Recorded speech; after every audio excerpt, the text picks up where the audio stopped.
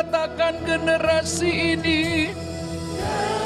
Generasi ini, selamatkan ya Tuhan. Ini Yang wanita katakan.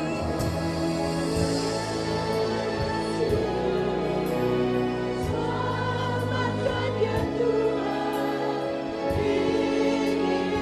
Bersama sekali lagi katakan, generasi ini selamatkanlah Tuhan. Generasi ini selamatkan sekali lagi.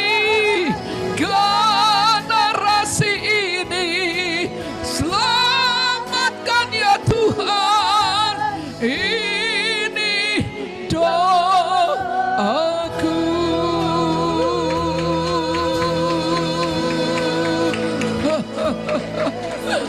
Oh my Lord, I know we say enemy crown, Lord.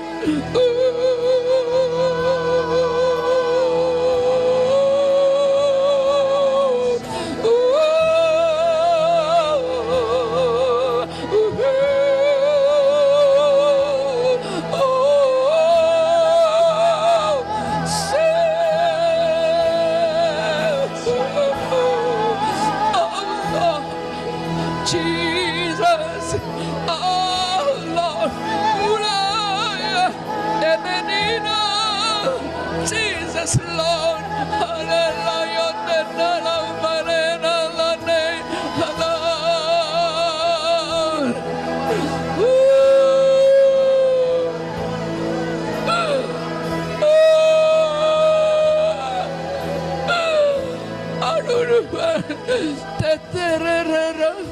te quiero monorondo no. Sé que no de hemio.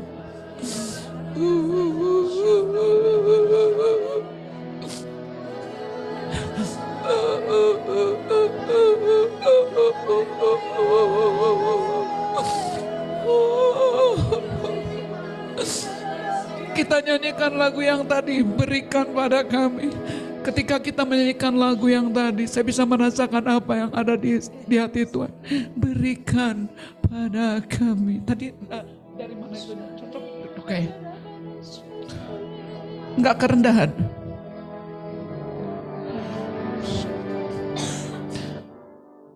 Berikan pada kami hati yang mengasihi, jiwa-jiwa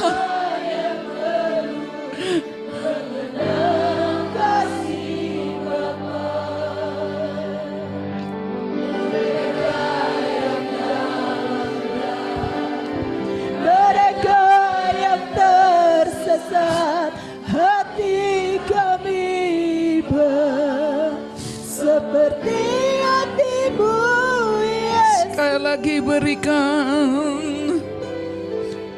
berikan pada kami hati yang mengasihi, jiwa-jiwa yang belum kasih Bapa. Berikan yang mereka yang tersesat, hati kami iba seperti hatimu, Yesus. Tuhan, ini tugas kami. Beri keberanian bagi kami. Taruhlah roh yang rela melayani dan menyenangkan hati Tuhan. Itu yang ini Tuhan. Tuhan, ini tugas kami. Beri keberanian bagi kami.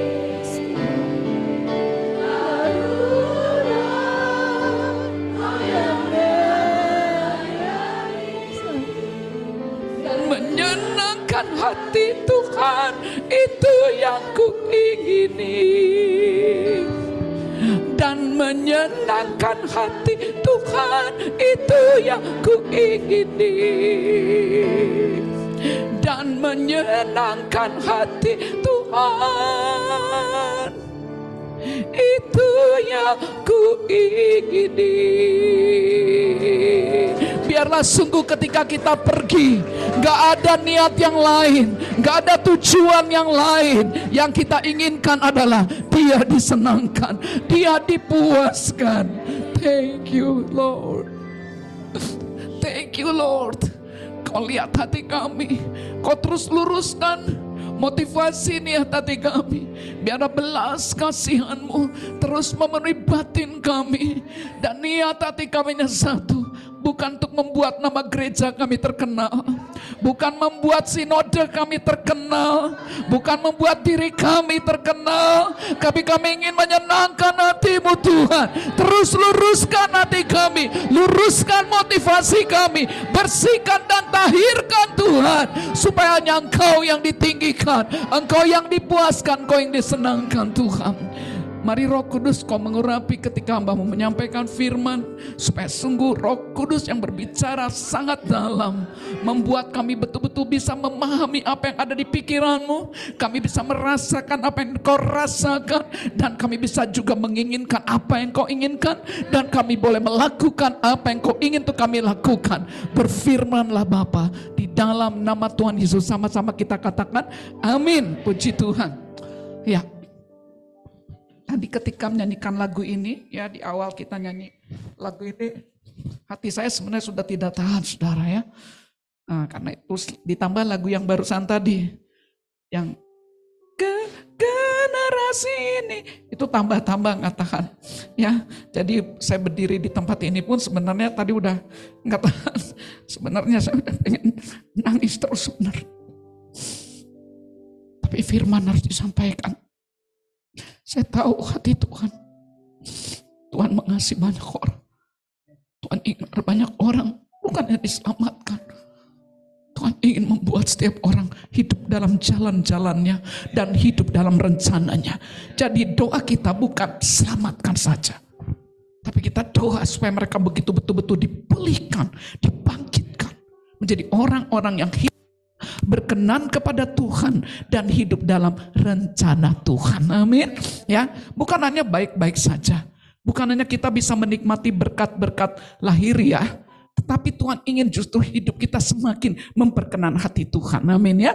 Nah, hari ini kita sedang belajar tentang bagaimana pentingnya sikap antusias dalam menyampaikan kabar baik. Ya, jadi judulnya kita harus punya sikap yang antusias dalam menyampaikan kabar baik. Nah, beberapa hal penting yang saya ingin sampaikan, kenapa kita harus punya sikap yang antusias. Mari kita lihat beberapa prinsip firman Tuhan dari Roma 12 ayat 11. Kita akan baca sama-sama. Jadi prinsip yang pertama, hal pertama yang saya ingin kita betul-betul pahami, khususnya dari Roma 12 ayat 11, kita baca sama-sama. 1, 2, 3. Janganlah hendaknya kerajinanmu kendor, biarlah rohmu menyala-nyala dan layanilah Tuhan. Jadikan ini betul-betul menjadi prinsip kita setiap hari. Bukan hanya pada saat menyampaikan kabar baik, tetapi setiap hari hidup kita hanyalah untuk melayani Tuhan, menyenangkan hati Tuhan. Tetapi menyenangkan hati Tuhan harus ada level yang tepat seperti yang Tuhan kehendaki. Tuhan bilang janganlah hendaknya kerajinanmu kendor, biarlah rohmu menyala dan layanilah Tuhan. Roh menyala-nyala berarti ada keantusiasan. Amin. Ya, bahkan kalau roh kita menyala-nyala bukan hanya antusias, kita tidak pernah kenal lelah. Kita akan gigih, bahkan rela kehilangan nyawa dalam kondisi apapun juga. Kita tidak akan pernah menyerah kalau ada roh yang menyala-nyala, termasuk dalam menyampaikan kabar baik. Jadi hal pertama yang saya ingin supaya kita pahami bersama, setiap umat Tuhan harus selalu memiliki roh yang menyala-nyala setiap hari. dalam melayani Tuhan. Amin. Jadi bukan hanya menyampaikan kabar baik. Karena ketika hidup kita sehari-hari, kita memiliki roh yang menyala-nyala. Kita punya keantusiasan, kita punya kegigihan, kita punya kerelaan untuk bayar harga berapapun harganya. Kita rela dibilang apapun juga. Bahkan kita rela menghadapi situasi yang kadang-kadang membuat kita bisa patah semangat. Tapi ketika roh kita selalu menyala-nyala, gak ada kata yang namanya mundur dalam mengikut Tuhan. Amin. Nggak ada yang namanya ngomel-ngomel, kesel, mengeluh, kecewa, takut, dan patah semangat. Selama roh kita menyala-nyala, kita percaya apapun kondisi yang ada di hadapan kita, pasti kita bisa terobos, pasti kita bisa lewati. Amin. Itulah jati diri kita semua umat Tuhan. Amin. Pastikan semua kita punya roh yang harus keras. 1, 2, 3. Pastikan roh kita semua memiliki roh yang menyala-nyala. Amin. Janganlah kerajinanmu kendor. Biarlah rohmu menyala-nyala dan layanilah Tuhan. Dan sebenarnya kondisi seperti ini bukan hanya pada saat menyampaikan kabar baik. Pada saat kita sekolah, yang pelajar, yang bekerja di kantor, ibu-ibu di rumah, ya, pastikan kita punya roh yang menyala-nyala. Roh menyala-nyala itu artinya roh kita betul-betul dipenuhi dengan cinta yang tulus kepada Tuhan. Hanya satu keinginanku, menyenangkanmu, melayanimu, memuaskanmu. Karena ada yang lain, Tuhan. Biarlah itu menjadi niat hati kita selalu. Sebenarnya pada saat kita menyenangkan hati Tuhan, itulah kehidupan yang paling memuaskan. Tapi ketika kita hidup ingin menyenangkan hati kita atau hati orang, tapi bukan hati Tuhan, kita merasakan ada sesuatu kekosongan. Satu saat saya kasih sebuah gambaran bagaimana Tuhan mengajar saya. Satu saat cucu saya mau datang ke rumah saya. Masih kecil waktu itu, umur 3 tahun. Lalu saya bilang gini sama Tuhan, Tuhan, aku seneng banget cucuku mau datang. Aduh, langsung otak tuh diputar, saudara. Nggak disuruh, muter sendiri. Mau ngasih apa ya? Mau ngasih apa ya? Mau ngasih apa ya? Benar, yang punya cucu ya? Ya, Bu Mintan. Yang udah punya cucu, yang udah punya anak juga pasti mikirnya, apa yang mau saya kasih untuk anak saya? Saya mikir, apa yang saya mau kasih untuk cucu saya? Mikir gitu. Oh, waktu itu lagi pandemi. Nggak boleh ke mall, nggak boleh jalan-jalan. Saya pengen dia bisa berenang. Saya pikir beli kolam renang. Yang bisa ditiup itu loh. Pada saat itu waktu pandemi kan orang sering gak mau keluar ya. Tapi karena sayang cucu, saya mau keluar rumah. Saya pergi ke toko dan saya papai itu. Tahu papai ya? Bahasa Sunda itu ya. Dipapai itu. Cek toko A, toko B, toko C. Saya cari kolamnya kolam yang terbaik. Walaupun harganya agak mahal tapi cocok dengan kantong saya. Saya gak mau beli yang ecek-ecek. Saya beli yang terbaik sesuai dengan kantong. Dan waktu dapat, aduh rasanya senang banget, senang. Terus saya beli pompanya, apanya komplit aja. Waktu mau bayar di kasir, saya lihat ada bola-bola sabun tuh yang anak kecil yang kalau dicek-cek keluar sabunnya kan. Wah, saya langsung beli. Senang banget, hanya beli gitu aja senang sekali. Sampai pulang saya jalan kaki itu panas terik sambil cari kendaraan, saya senang. Udah senyum sendiri. Udah semangat gitu, nggak kenal itu keringat begini, tapi kok nggak capek gitu ya. Sampai di rumah langsung nggak sabar, saya pompa itu kolam gitu. Lumayan berat ya pompanya ya. Tapi waktu saya pompa, saya lupa, saya beli bola-bola juga yang bundar-bundar gitu dari plastik. Saya bayangin nanti cucu saya main di kolam ada bola, waduh saya udah langsung senang banget. Saya beli, lalu saya pompa, sedang pompa, saya masukin bola-bola plastiknya, senyum-senyum sendiri. Terus duduk saya di kursi makan. Aduh, cucu saya namanya Selma, pasti Selma seneng. Saya senang sekali, senyum sendiri, nggak ngerasa capek sudah, padahal panas terik. Keluar uang, lihat kalau ada sayang, kita rela keluarin apapun. Mau uang, mau capek, mau apa, otak juga diputer untuk membuat siapa yang kita sayang itu menjadi senang. Waktu saya duduk, Tuhan mulai bilang, seneng ya bisa beliin kolam buat Selma. Iya, seneng banget ya, gak kenal capek ya.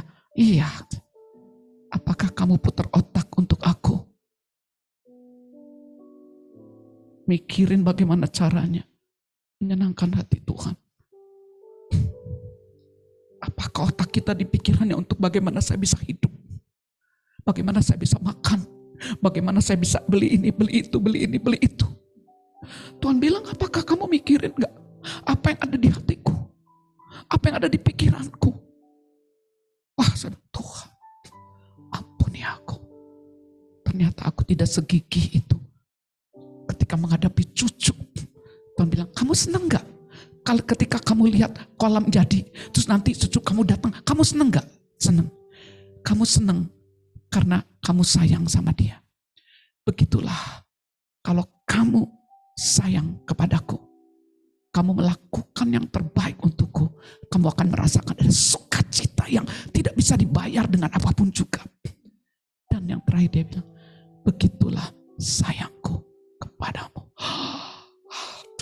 Begitu dia bilang, aku sayang sama kamu. Selalu aku pikirin bagaimana caranya menolong kamu. Karena itu firman Yeremia 31. Itu ya dan amin. Yang selalu di pikiran Tuhan tentang kasih, kasih, kasih. Bukan hanya untuk kita, untuk orang-orang yang terhilang. Di situ saya bilang, Tuhan, saya sekarang mengerti ternyata ketika saya menyenangkan, saya ingin memuaskan, menyenangkan hati cucu saya. Kok sayanya gembira banget. Kok nggak mikir duitnya hilang dan nggak mikir. Tuhan bilang, kalau kamu selalu yang berpikir menyenangkan hatiku, kamu akan alami ada sukacita. Karena aku di dalammu sedang bersukacita. Kamu ngerasain sukacita aku di dalamku. Kamu nggak ngerasa capek, kamu nggak ngerasa lelah. Karena fokusmu adalah menyenangkanku.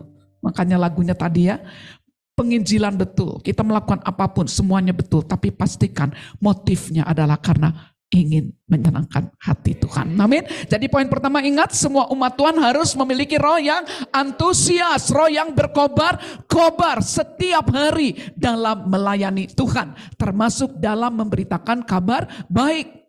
Pastikan ketika kita memberitakan kabar baik itu bukan untuk membuat kita terkenal. Amin. Bukan hanya karena mengikuti program dari sinode atau dari gereja. Kan kadang-kadang gereja bikin program penginjilan kan? Ya, misalnya berapa bulan sekali ada penginjilan dan sebagainya. Pastikan kita melakukannya bukan hanya karena program dari gereja, bukan karena perintah dari manusia, tapi kita melakukannya karena ingin menyenangkan hati Tuhan, karena kita selalu punya roh yang berkobar.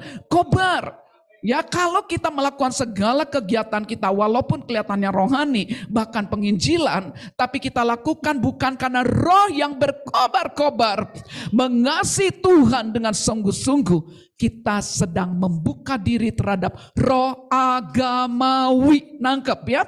Roh agamawi adalah kita merasa kita rohani. Kita merasa baik-baik saja. Saya nggak akan bahas dari kitab Wahyu, itu panjang ya.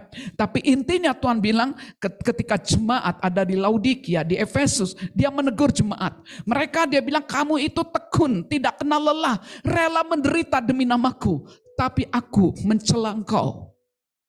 Karena engkau telah meninggalkan kasihmu yang semula. Tekun loh, masih sabar, tidak kenal lelah. Bahkan dikatakan rela menderita demi namaku. Tapi Tuhan bilang, aku mencela engkau. Karena engkau meninggalkan kasihmu yang semula.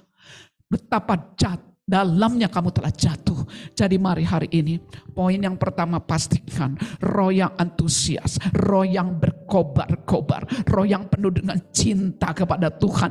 Dia menjadi yang utama, dia menjadi cintaku yang utama, tidak bisa digeser oleh siapapun. Anak bukan yang utama, suami bukan yang utama, istri bukan yang utama, keluarga bukan yang utama, uang bukan yang utama, pekerjaan bukan yang utama, apapun bahkan pelayanan bukan yang utama bagiku, tapi Dia yang telah mengasihi aku, itulah yang paling utama bagiku. Tuhan, jagai kami semua. Kami minta kepadamu agar hati kami terus, Tuhan, dipenuhi dengan cinta yang tulus, dengan kasih mula-mula. Kami tidak mau bergeser, Tuhan, dari kasih mula-mula. Kami terus mengasihi Engkau dengan kasih mula-mula, bahkan lebih dan lebih lagi mengasihi Engkau dari hari ke hari. Dan kami tahu ketika kami mengasihi Engkau, kami menyenangkan hati-Mu, kami bisa merasakan ada sukacita yang melimpah-limpah. Amin.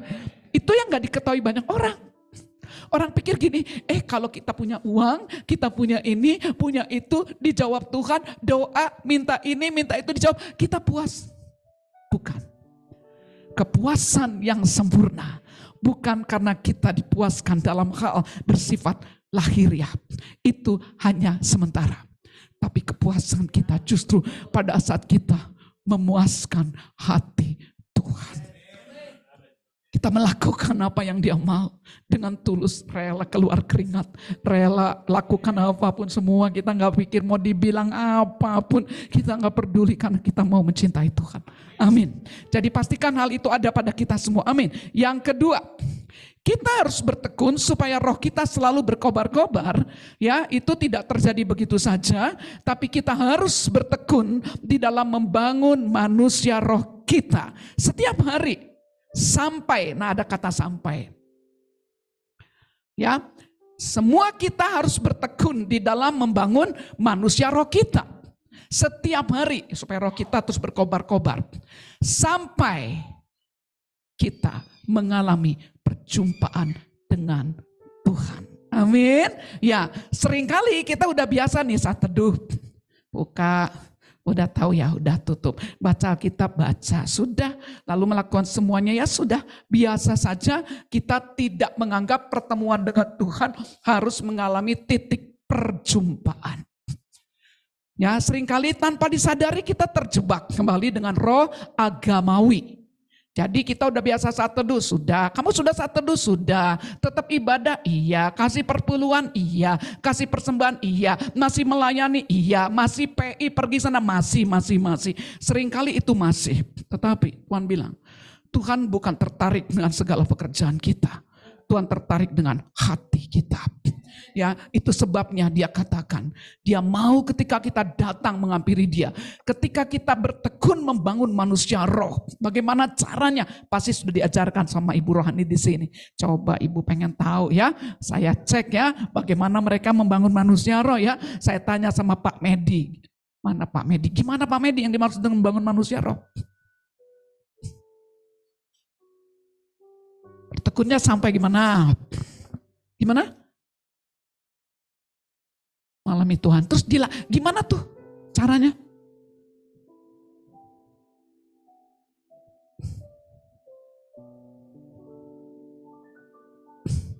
Gimana? Mbak Kensi gimana? Oke, terima kasih tambahin. Gimana? Gimana supaya rohnya terus berkobar-kobar? Saya membangun manusia roh, Bu Rita. Ya gimana? Membangun manusia roh tuh kayak gimana? Praktisnya supaya yang lain juga makin terberkati. Amin. Kayak gimana Mbak Kensi? Tunggu sebentar. Saudara kalau lihat Mbak Kensi, orangnya antusias enggak? Banget enggak? Banget. Ya, dia cocok saya tanya ya. Oke, kasih tahu Mbak Kensi.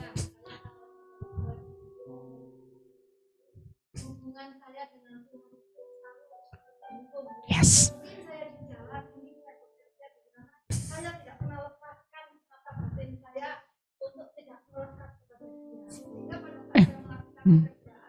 Saya Tuhan sendiri yang berbicara, yang memimpin itu.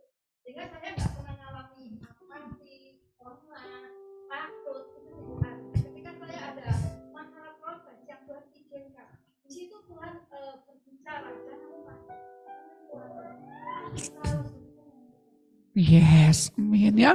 Jadi pertama-tama membangun manusia roh supaya roh kita selalu berkobar-kobar on fire dengan kasih mula-mula. Pastikan kita selalu punya hubungan yang intim dengan Tuhan, dan ketika kita berhubungan dengan Tuhan harus mencapai perjumpaan dengan Tuhan. Kita mengalami, wow, Tuhan dahsyat, Tuhan terima kasih. Kita semakin mengenal Dia, kita semakin kagum kepada Dia, kita semakin cinta kepada Dia. Sehingga kita otomatis tidak cinta dunia. Nggak perlu dipaksa, kamu nggak boleh cinta dunia. Suruh aja dia latih, bertekun, rajin, merenungkan firman-Nya siang dan malam.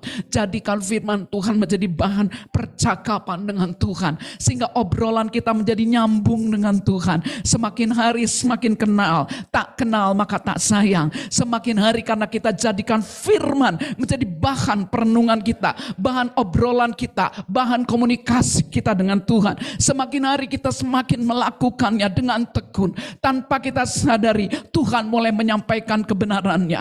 Kebenaran-kebenaran yang tadinya kebenaran kita sendiri mulai dicopot, diganti dengan kebenaran Tuhan. Sehingga ada kebenaran yang memerdekakan. Dan kamu akan mengetahui kebenaran. Dan kebenaran itu akan memerdekakan kamu.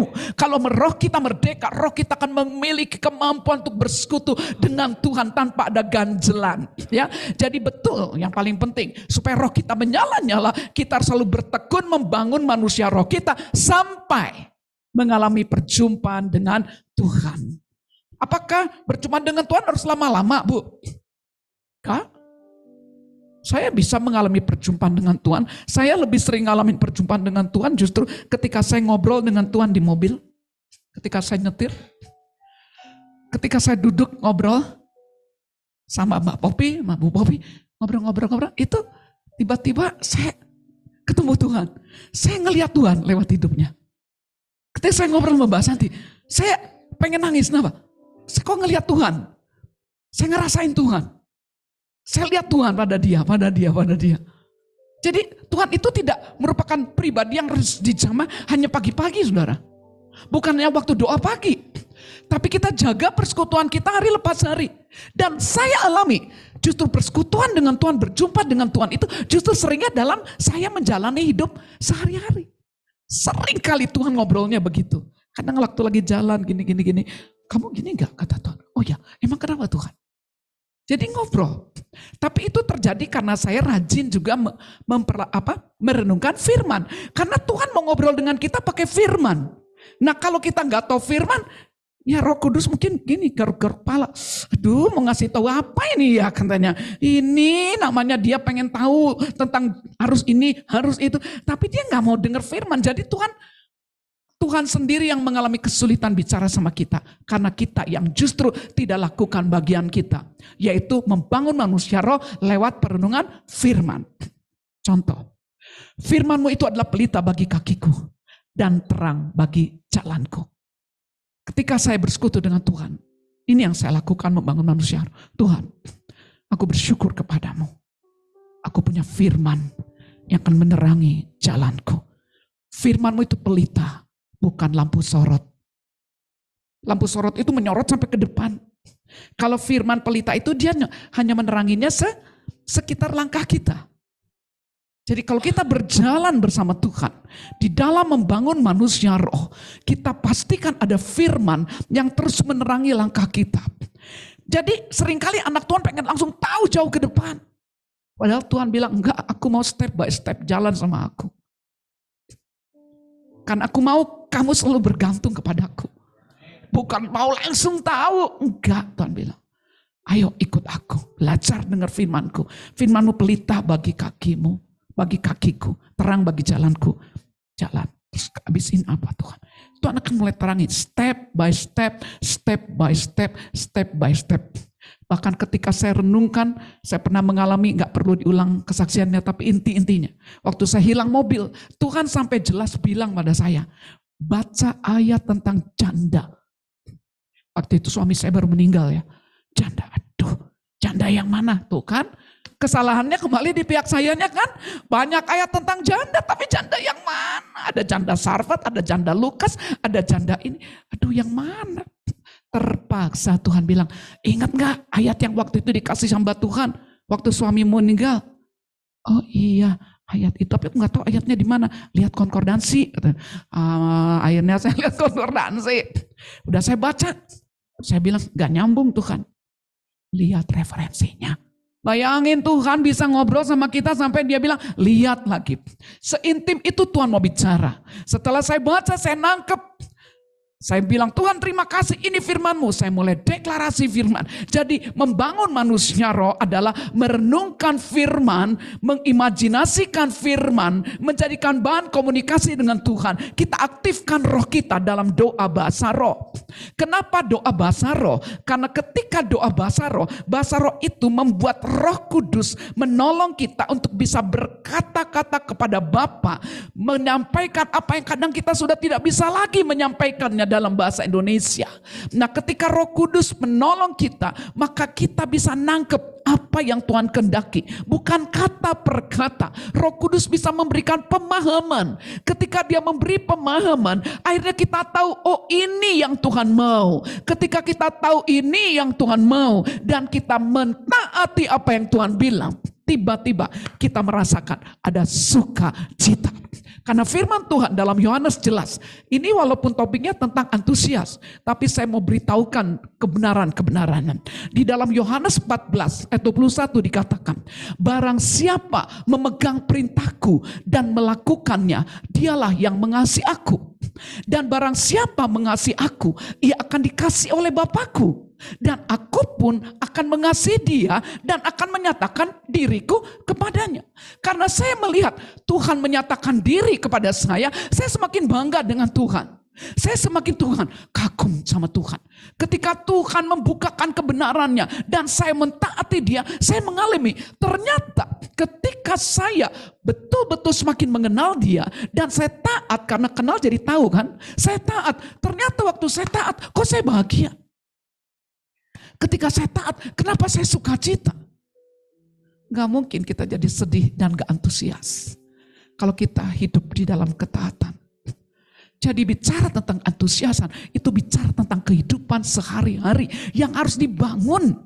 Karena kita mengalami hidup dalam ketaatan, kita punya keantusiasan, kita punya roh sukacita, kita gak punya ketakutan, kita gak mengalami kesesakan. Yang ada adalah sukacita karena kita mengasihi dia. Saya lakukan itu dari sejak saya masih baru kenal Tuhan. Saya baru lahir baru, waktu itu saya ingat. Ketika saya mengalami perjumpaan dengan Tuhan. Ini yang saya bilang, penting sekali. Ketika kita ingin roh kita selalu berkobar-kobar, kita harus belajar bertekun, membangun persekutuan kita. Sampai kita alami perjumpaan dengan Tuhan. Saya ingat, walaupun kita baru lahir baru, saya baru lahir baru.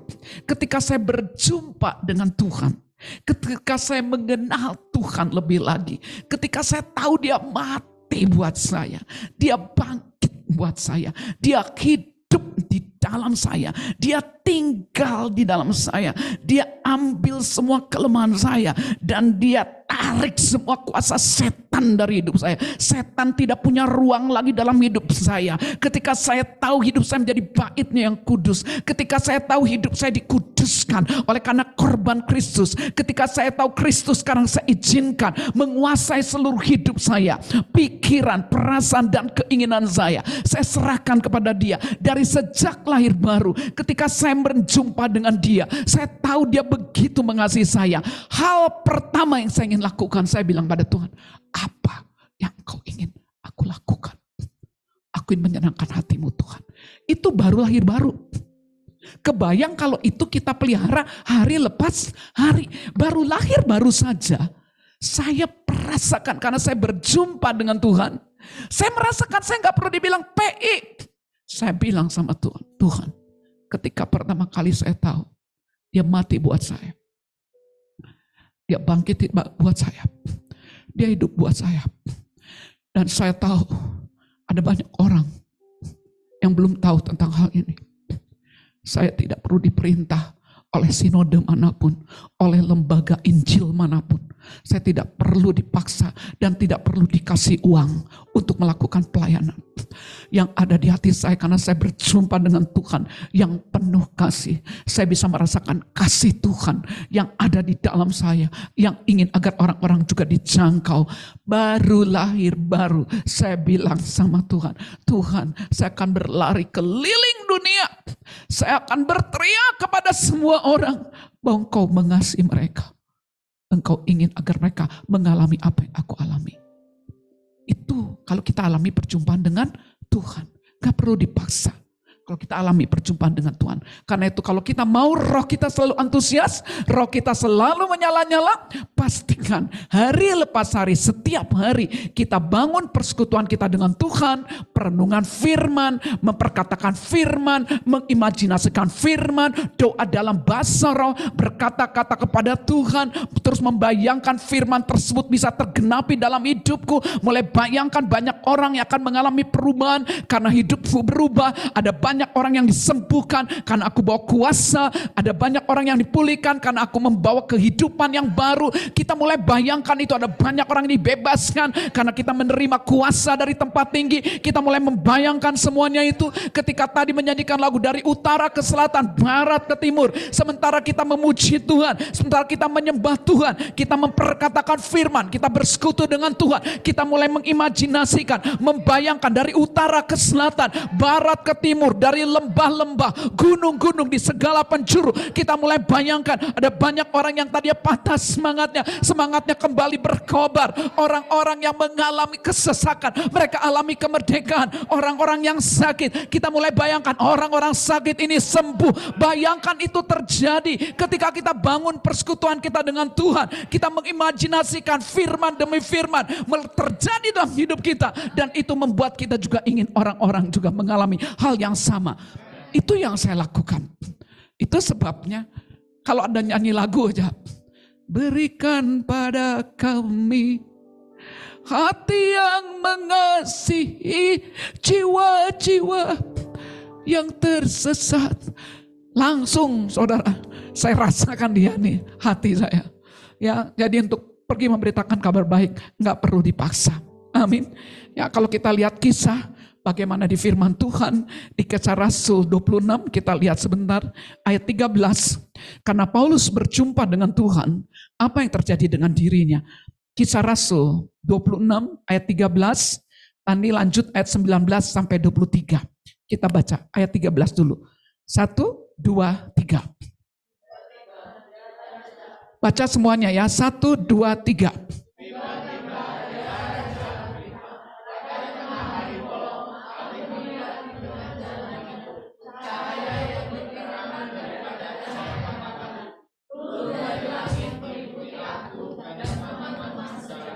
Stop dulu.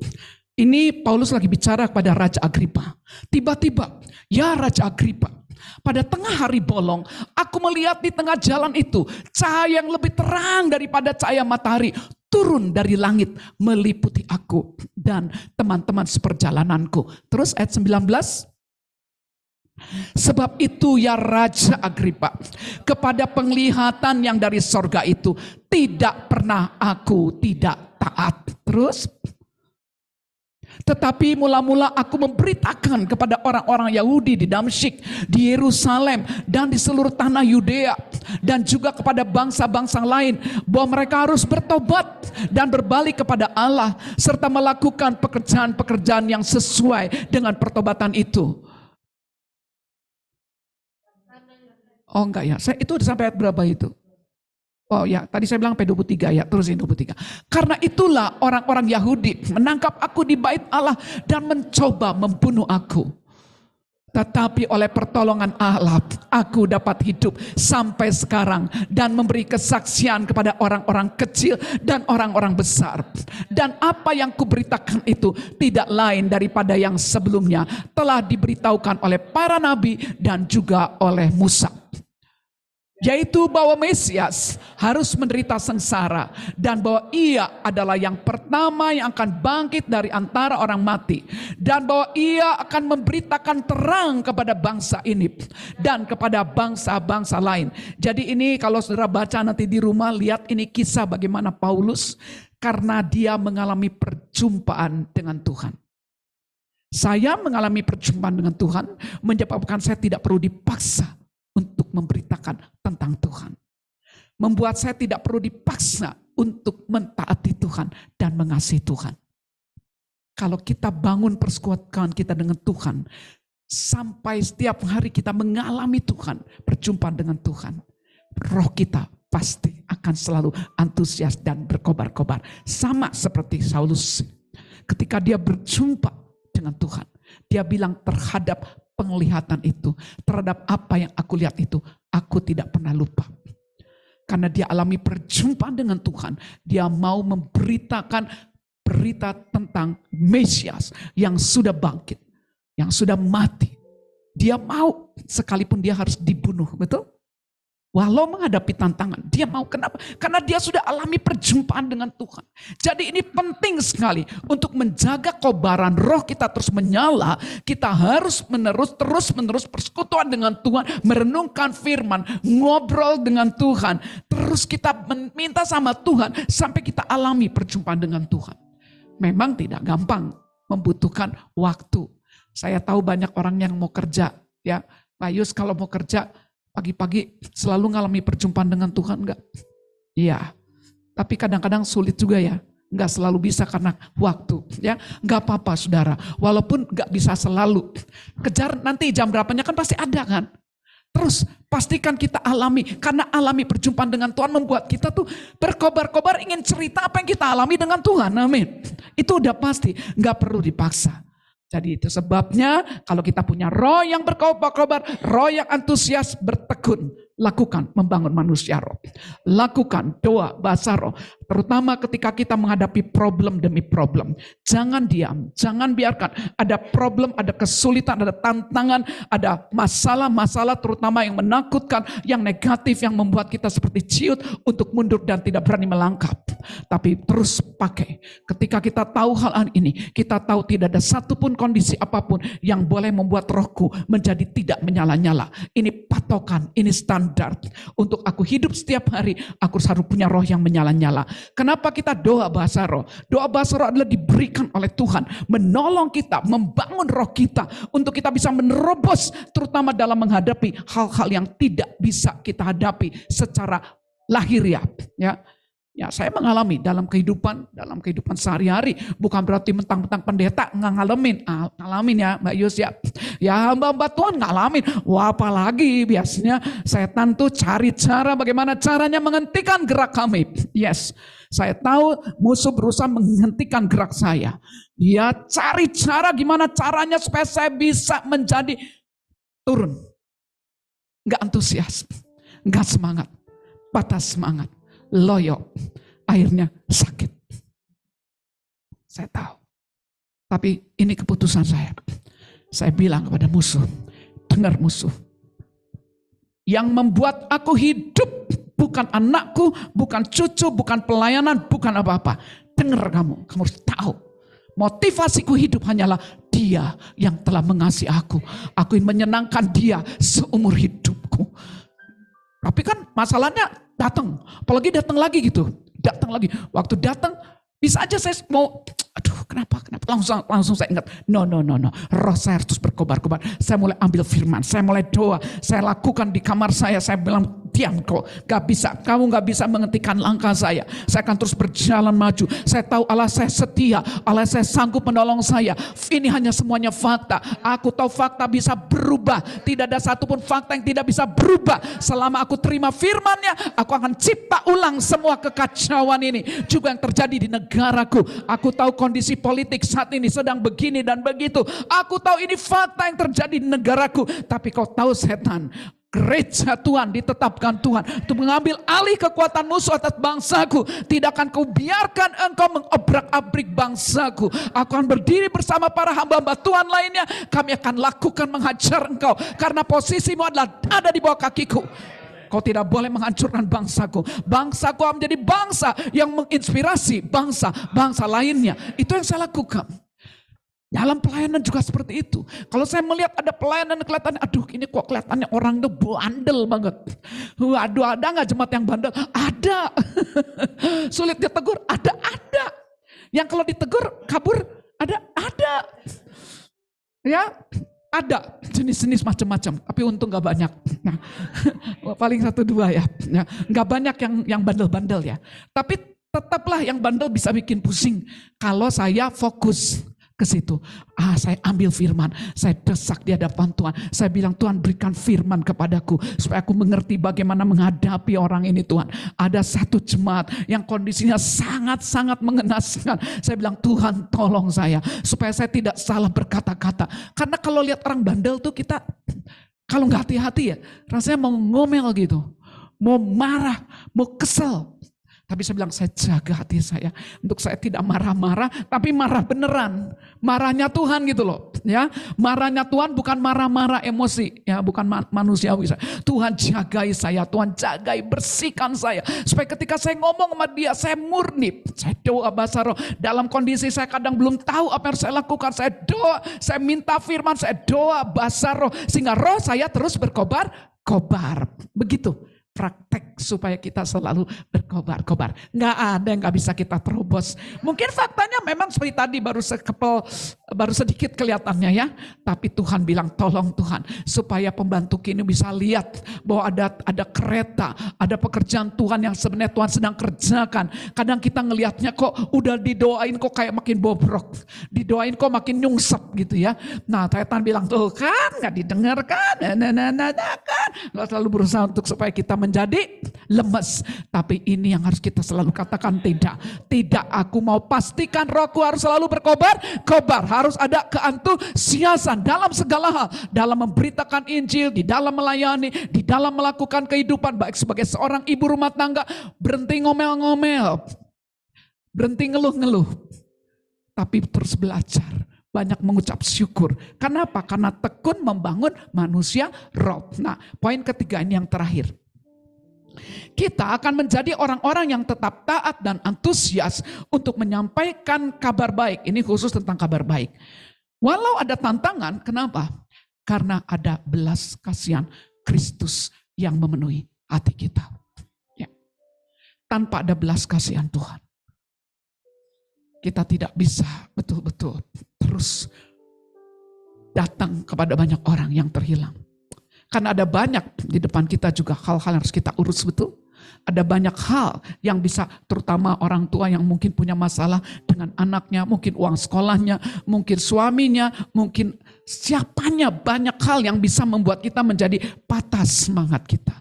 Tetapi kalau kita minta Tuhan, penuhi aku senantiasa dengan belas kasihan-Mu. Itu belas kasihan Tuhan tuh udah bisa membuat kita tuh lupa sama semua masalah kita. Amin. Kita lihat bagaimana Yesus punya hati seperti itu. Matius 9 ayat 35 sampai 38.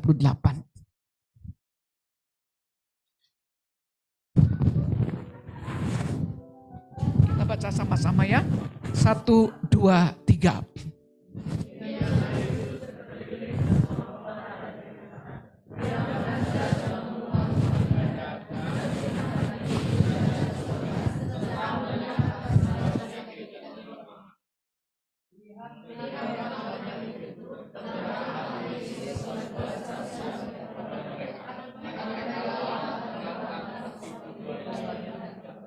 Kompak ya. Maka katanya kepada murid-muridnya, tuaian memang banyak, tetapi pekerja sedikit.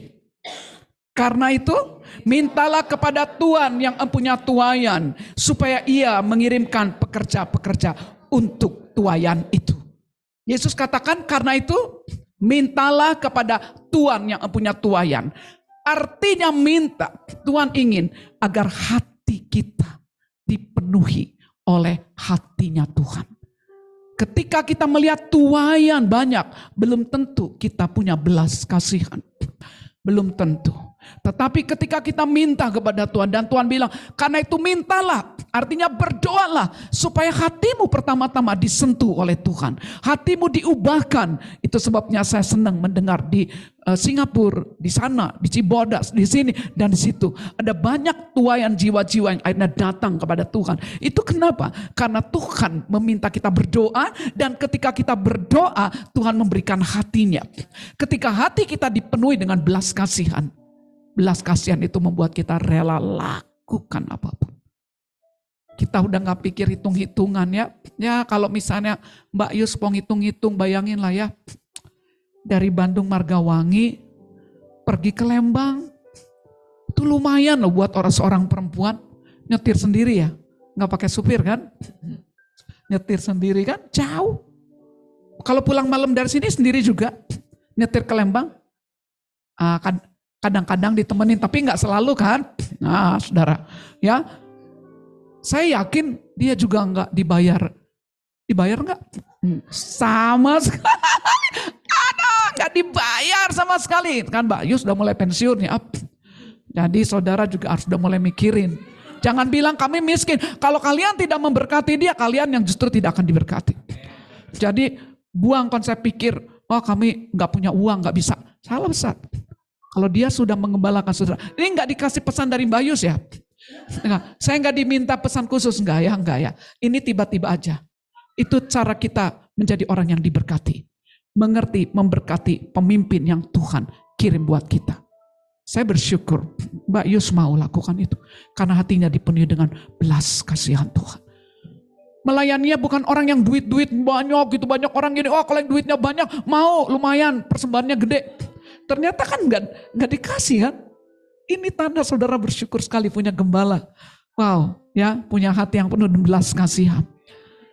Yesus katakan, ketika dia mengajar, hatinya penuh dengan belas kasihan.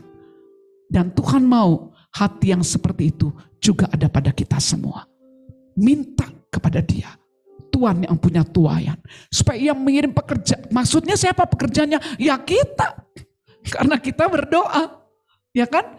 Ketika kita lihat, lalu Mbak Yus bilang, ayo kita berdoa. Semua berdoa. Pas berdoa Tuhan taruh di hati kita. Ada belas kasihan Tuhan. Ini yang membuat kita akan bisa terus pergi. Tidak bisa dihentikan apapun. Karena belas kasihan Tuhan yang memenuhi hati kita. Membuat kita tidak hitung-hitungan. Membuat kita mau bayar berapapun harganya. Kita mau lakukan itu semua. Itulah awal permulaan dari saya mulai melayani Tuhan. 6 tahun saya tidak digaji oleh siapapun. Menikah bersama seorang suami. Hamba Tuhan, orang ITB yang seharusnya bisa kerja di kantor hebat. Bersyukur saudara, saudara dikaruniakan pemimpin yang Tuhan udah bentuk dari awal. Motivasi kami waktu itu bukan dibayar. Tidak ada lembaga penginjilan manapun, tidak ada yayasan manapun, tidak ada gereja manapun, tidak ada donatur manapun. Bahkan jemaat yang kami layani waktu itu anak SMP, anak SMA dan mahasiswa. Mereka tidak pada punya duit, karena duit mereka adalah duit orang tua. Kan masa duit orang tuanya dipakai untuk persembahan kita? Enggak, kecuali jajannya boleh. Ya. Tetapi yang jelas pada waktu itu saya ingat karena ada kasih kepada Tuhan, ada belas kasihan Tuhan memenuhi hati kami. Yang saya pikirin bagaimana caranya supaya orang-orang itu dibawa kepada Tuhan, mereka bertumbuh di dalam Tuhan, mereka mengasihi Tuhan, mereka mempunyai cara hidup seperti yang saya miliki, sehingga bumi seperti di sorga, sehingga banyak orang-orang yang mengalami, yang sakit disembuhkan, yang terikat dibebaskan, yang patah semangat diberikan semangat yang baru. Sama seperti saya yang sudah tidak punya pengharapan pada mulanya. Saya tidak punya gairah hidup. Dari kelas 6 SD saya sudah ingin bunuh diri. Saya tidak bersemangat dengan cara keagamaan saya.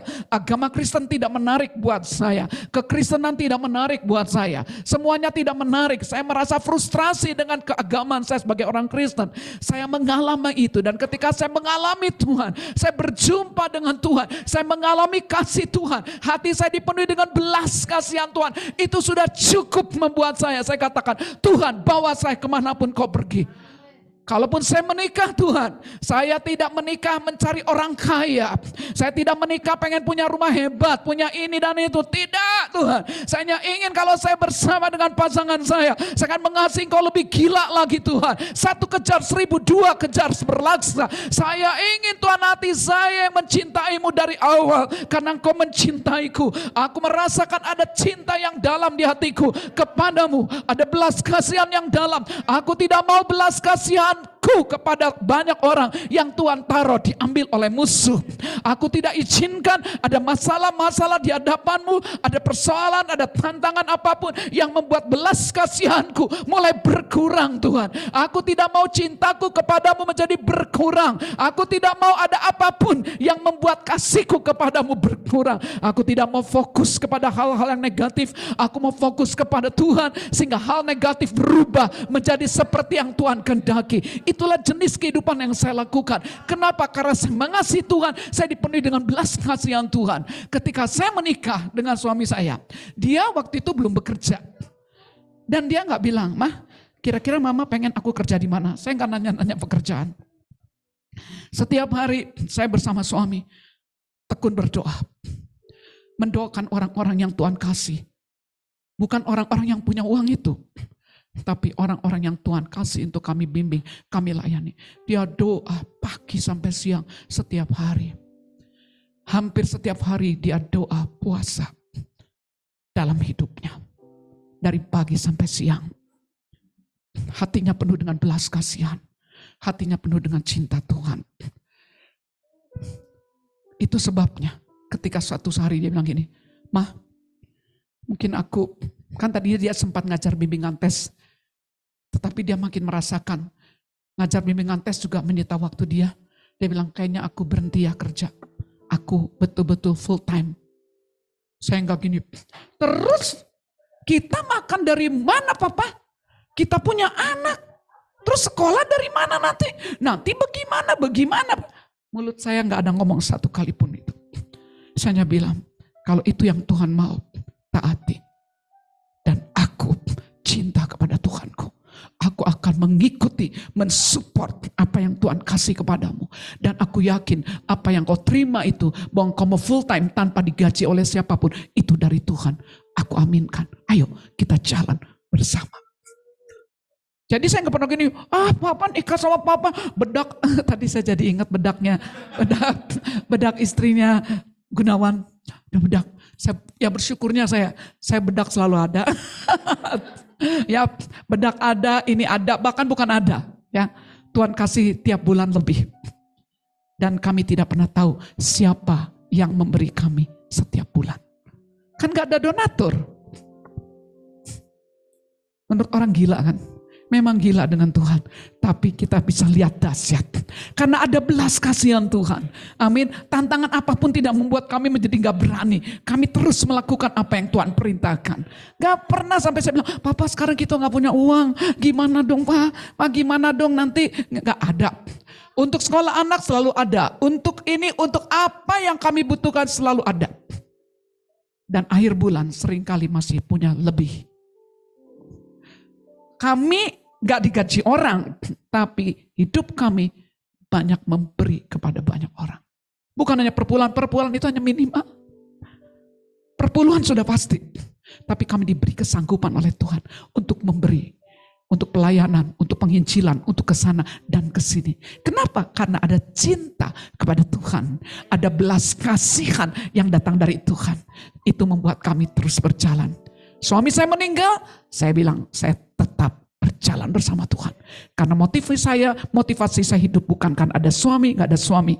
Saya hidup karena saya cinta Tuhan. Karena saya tahu dia sudah mencintai saya. Biarlah itu menjadi motivasi kita semua. Mari kita bangkit berdiri. Kita kembali menyanyikan tadi. Berikan pada kami. Kita berdoa supaya saat ini hati kita semua dipenuhi dengan belas kasihan Tuhan. Sehingga engkau tidak fokus lagi kepada masalahmu. Latih, serahkan masalahmu kepada dia. Minta firman kepada dia. Percaya ketika dia mulai berfirman, mulailah engkau mengucapkan, mendeklarasikan firman yang dia beri. Dan fokus kepada Tuhan. Ketika kita fokus memikirkan apa yang Tuhan ingin kita pikirkan, maka semua masalah itu bisa kita atasi. Kita akan melihat bagaimana tangan kuasa Tuhan pasti menolong kita. Yes God, kita memuji Tuhan lagu ini. Berikan pada kami hati yang mengasihi, jiwa-jiwa yang belum mengenal kasih Bapa. Mereka yang dalam gelap, mereka yang tersesat, hati kami iba seperti hatimu Yesus. Lagi-lagi yang dari awal berikan. Berikan pada kami hati yang mengasihi, jiwa-jiwa yang belum mengenal kasih Bapa. Mereka yang dalam gelap, mereka yang tersesat, hati kami iba seperti hatimu Yesus. Tuhan, ini tugas kami. Beri keberanian bagi kami. Taruh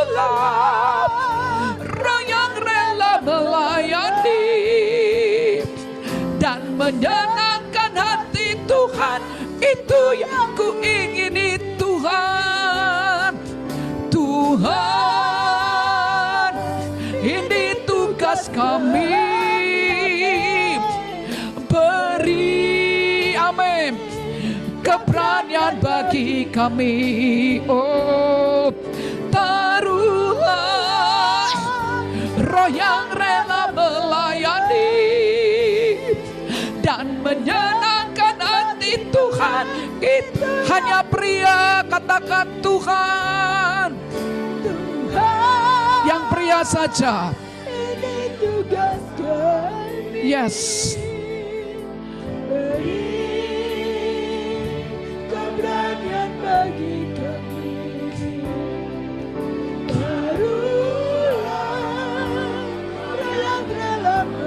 Amin, amin.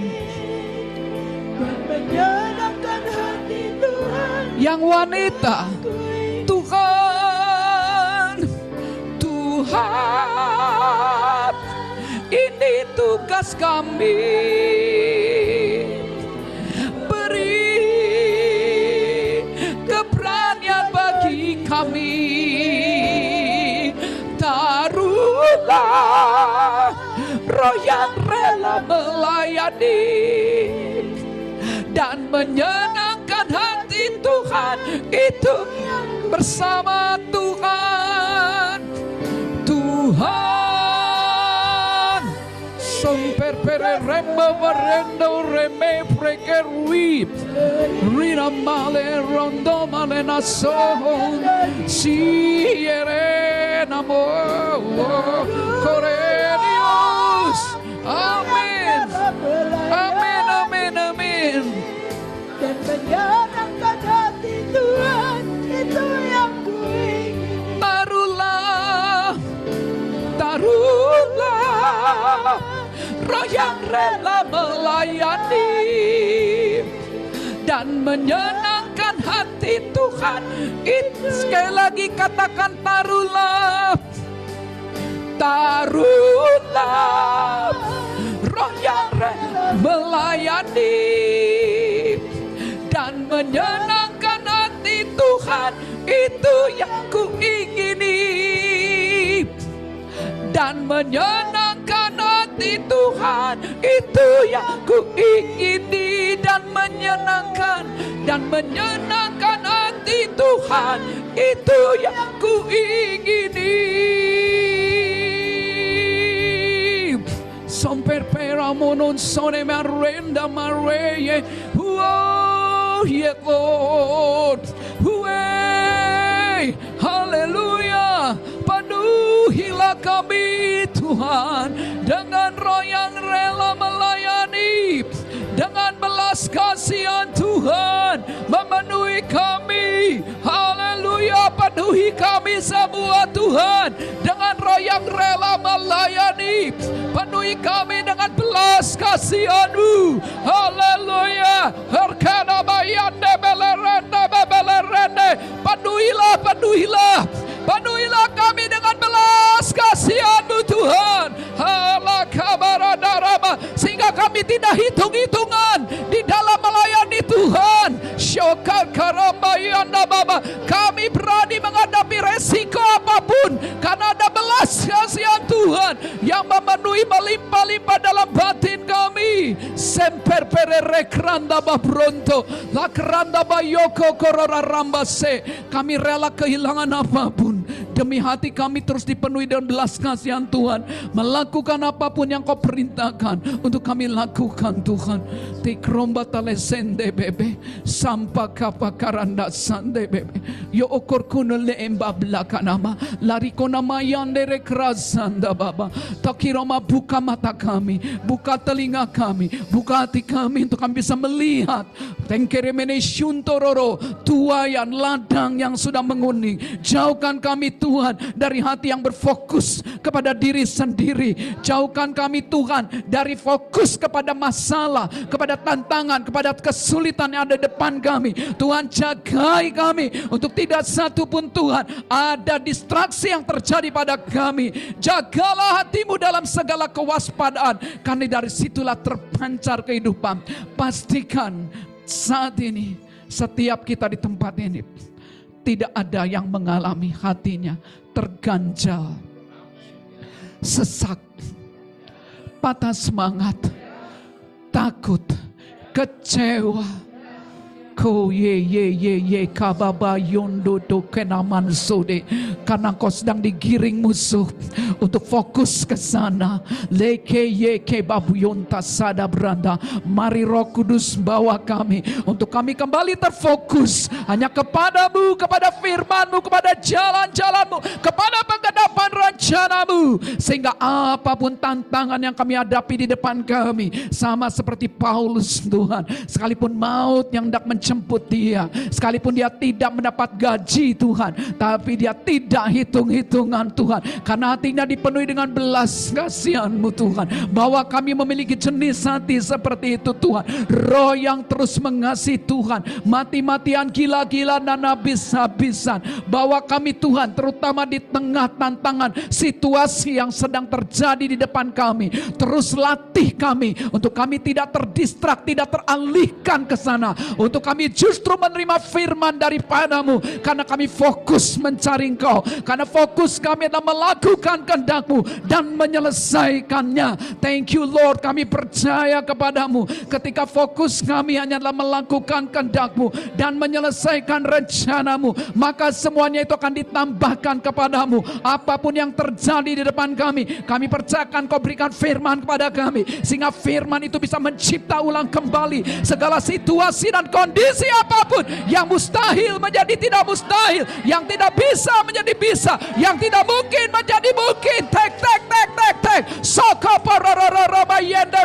Setiap orang saat ini saya ijak doa bahasa roh terobosan, yakin saat ini apapun yang kau hadapi, engkau akan alami. Tidak ada satu situasi, kondisi, rohmu terus berkobar-kobar, rohmu terus berkobar-kobar, roh yang berkobar-kobar, yang membuat engkau dipenuhi dengan belas kasihan, dengan kasih yang dalam kepada Tuhan. Saya rebe yende berede grandaba, yuso grandaba rendebe. Setiap orang membangun rohnya, membangun manusia rohmu. Pastikan rohmu terus menerus mengalami ada roh yang berkobar-kobar, ada roh yang mencintai Tuhan, ada roh yang tidak mau dihentikan dan tidak bisa dihentikan oleh apapun juga. Santo kopokoro notende le eberene granda basyaka le erebereno sondobo lakraba wadakan sataneme yua ya sangereme. Roh cinta diri, roh cinta uang, roh cinta dunia enyah dari hidup kami digantikan dengan roh yang mencintai Tuhan, mati-matian, gila-gilaan, habis-habisan, dipenuhi dengan roh yang penuh dengan belas kasihan Tuhan, membuat kami tidak bisa tidak, harus terus berjalan bersama-Mu, melangkah, melakukan kehendak-Mu dan menyelesaikannya. Thank you Lord, thank you Lord. Terima kasih Tuhan. Kami percaya kepada Engkau Tuhan. Ketika fokus kami hanya kepada-Mu, hati kami melimpah dengan kasih, dengan cinta yang dalam kepadamu, dan cinta kepada orang-orang yang terhilang, yang membutuhkan jamahan-Mu. Dan kami bersyukur ketika melihat mereka datang kepadamu, mereka dibebaskan, mereka dimerdekakan, mereka disembuhkan, mereka dipulihkan. Kami bersyukur, sorga bersorak bersukacita, hati kami dipenuhi dengan sukacita, sehingga tidak ada lagi duka-duka cita yang berasal dari dunia ini. Yang ada adalah sukacita yang datang daripadamu. Terjadilah di dalam nama Tuhan Yesus. Sama-sama kita katakan amin. Puji Tuhan. Berikan langsung kita doa berkat. Angkat tanganmu. Thank you, thank you. Angkat tanganmu. Pastikan kau sudah dengar firman, kau melakukan itu. Pastikan roh yang berkobar-kobar terus ada padamu, ada padaku. Pastikan kau punya kekonsistenan untuk membangun manusia roh setiap hari, sehingga tidak pernah kondisi rohmu menjadi menurun dan melemah. pastikan ada belas kasihan Tuhan yang terus memenuhi batinmu, sehingga pulang dari tempat ini kau akan lakukan apapun yang Tuhan perintahkan, seberapa besar tantangannya. Karena itu terimalah berkat Tuhan, anugerah, pertolongan, damai sejahtera, sukacita, kekuatan, kuasa dari tempat tinggi turun atasmu, atas semua jemaat di tempat ini, sehingga mereka akan melangkah maju bukan dengan kekuatan manusiawi lagi, tapi dengan kekuatanmu, sehingga mereka semua diberkati oleh Engkau Tuhan, baik secara lahiriah, secara jiwa, juga secara roh, sehingga lewat hidup mereka semua orang-orang akan semakin dibawa kepadamu. Terjadilah di dalam nama Tuhan Yesus. Sama-sama kita katakan amin. Puji Tuhan. Sorak-sorai buat Tuhan ya. Puji Tuhan, silakan.